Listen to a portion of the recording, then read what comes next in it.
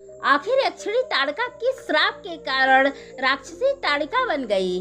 दरअसल ताड़का राक्षसी पहले एक सुंदर यक्षिणी थी और यक्ष राज सुकेतु की पुत्री थी। यक्षिणी ताड़का अपने पिता के राज्य में बहुत सुख और आनंद से जीवन व्यतीत कर रही थी, लेकिन एक दिन उसने एक सुंदर गंधर्व युवक को देखा और उसी क्षण वह उस पर मोहित हो गई और धीरे धीरे दोनों के बीच प्रेम हो गया।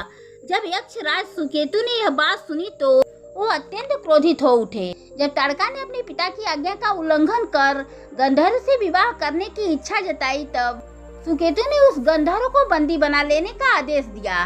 यह देखकर यक्षिणी ताड़का क्रोधित हो उठी और उसने अपने प्रेमी को बंधन से मुक्त कर दिया। इससे क्रोधित होकर यक्ष राज सुकेतु ने ताड़का को अपने राज्य से निकाल दिया। इसके बाद ताड़का ने गंधर्व शुंड का हाथ थामा और दोनों जंगल की ओर निकल गए और वहां उन्होंने विवाह किया और जंगल में ही रहने लगे। कुछ वर्षों बाद उनके घर में 2 पुत्रों का जन्म हुआ, लेकिन समय बीतने के साथ उनके जीवन में दरिद्रता और दुख ने डेरा डाल दिया।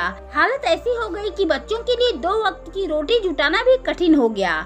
भूख और अभाव से व्याकुल होकर एक दिन शुंड भोजन की तलाश में जंगल निकल पड़ा। बारिश भरी रात में भूखा प्यासा शुंड इधर उधर भटकता रहा। थककर उसने एक नशीली वनस्पति खा ली, जिससे वो नशे में चूर हो गया और भटकते भटकते एक ऋषि के आश्रम में पहुंचा।